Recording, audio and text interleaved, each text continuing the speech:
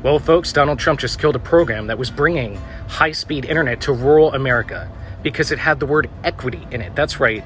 He saw a word he didn't like, and he pulled the plug on billions of dollars meant to connect your homes, your schools, and your small businesses. Let me be crystal clear. This program wasn't just helping Black and brown communities. It was helping veterans, low-income families, and rural towns across red states like Arkansas, Alabama, and Iowa. Trump's tantrum just ripped internet access away from his own voters. Why? Because he's desperate to stoke division and fear. Because he thinks if he screams woke loud enough, you won't notice he's cutting off your broadband, your jobs, your kids' education. So apparently this billionaire in Donald Trump's cabinet does not want underprivileged communities to have high-speed internet. Donald Trump said that after meeting with Howard Lutnick, they agreed to end the Digital Equity Act. They called it unconstitutional, racist, and illegal. It's none of those things. It is a $2.5 billion investment that Joe Biden made through his infrastructure bill to provide high-speed internet for low-income areas. Keep in mind, this same administration gave $4 billion to Israel, and they're now planning on leveling Gaza. And this guy also said that anyone who calls in claiming their social security check is late is a fraudster. So just to reiterate this, the America First administration is cool sending $4 billion to Israel, but $2.5 billion for providing high-speed internet in low-income areas in the United States is apparently racist and illegal. What? Call me crazy, but I don't think billionaires should be this close to the president telling him how to spend taxpayer money. And if you agree, then you just might be a liberal.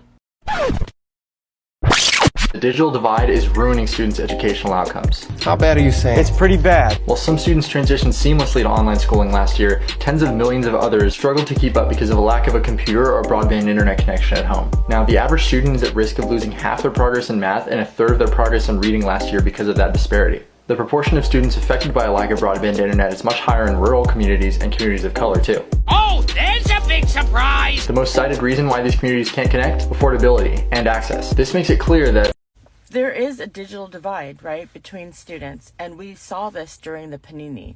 It is always ever present in my mind because when we shifted to teach online, I saw some students really struggle with trying to log on for Zoom. Either they had really poor Wi-Fi or they didn't have like a laptop. They used library resources or computer resources on campus.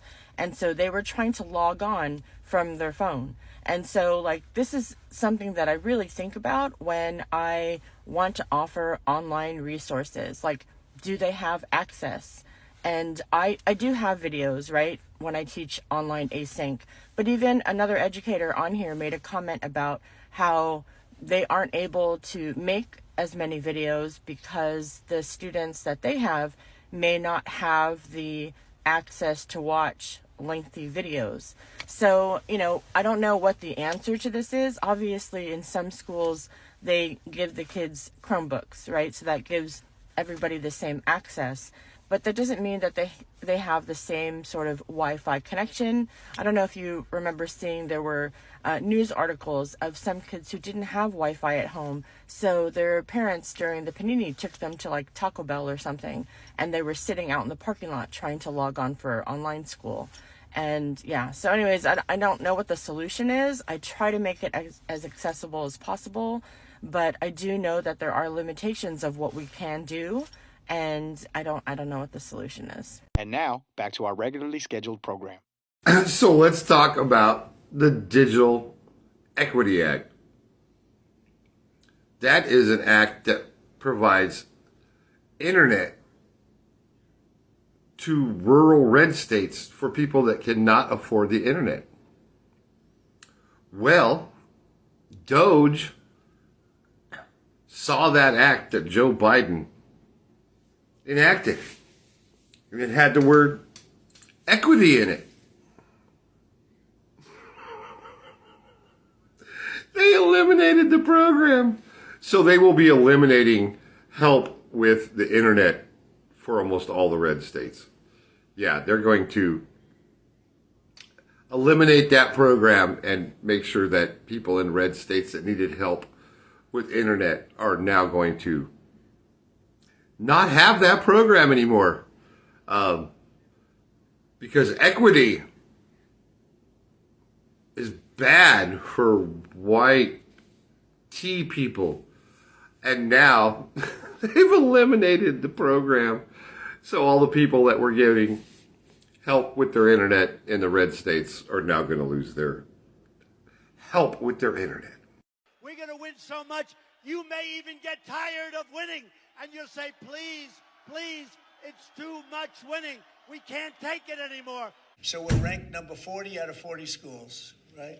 We're ranked number 1 in cost per pupil. President Donald Trump frequently cites these statistics about U.S. education outcomes as justification for dismantling the Federal Department of Education, but both are false. We could find no international ranking of education outcomes that has the U.S. dead last, as Trump claimed. Compared with the other 36 countries in the Organization for Economic Cooperation and Development, the U.S. ranks 6th in reading, 12th in science, and 28th in math, according to 2022 test data, the most recent available. Trump was also wrong to say that the U.S. spends the most per pupil. While higher education costs are very high in the U.S., a handful of other countries, including Norway and Austria, spend more per pupil at the primary and secondary levels. Get the full story at factcheck.org. So we have the worst education almost in the large world, the world that people know about. Oh yeah, this is a huge part of it. Listen to this clip. If you start looking at, these 7 mountains, they talk about the 7 mountains often. Let's look at them real fast. So you look at education. You take the plumb line of Jesus out of education, and what happens? It's where we are today, right? It's a mess. You take prayer out of school, and where are we? Arts and entertainment. Do we even have to talk about that? Where are we? Government. That's a really scary place. You take the plumb line of Jesus out of government. Media. Don't have to talk about that any longer. We've taken it out of religion even. Look at the church. Why were churches shutting down during COVID? Is there no power in the church? Was Jesus wearing a mask? Was he too scared to touch the lepers? That should have never happened. Never. Family. What has happened to our families? We've taken the plumb line of Jesus out of our family and finally out of the business community.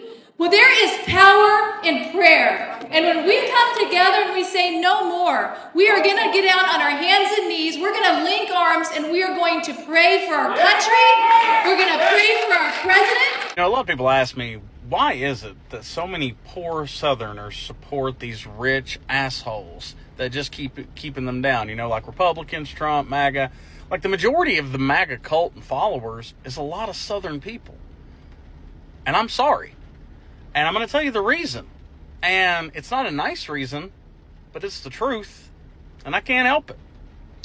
Most of the people in the South that follow Trump and the Republicans are highly uneducated. And it's not their fault. Like, we didn't get taught shit in school. In science, when I was in like the 5th grade, we had like an entire section on evolution that my teacher told us to skip because everybody in this class knows that God created people and evolution's not real. That's the kind of education that we were getting in the South just 20 years ago. And probably not a lot's changed since then because we tend to stick, a few decades behind everybody else. But the sorry simple truth is that most of them just don't understand that they're being taken advantage of. Yeah, I've seen that one firsthand. It's a big part of what the politicians around my parts are fighting for. They use the phrasing charter schools, but they don't mean charter schools. They mean religious schools.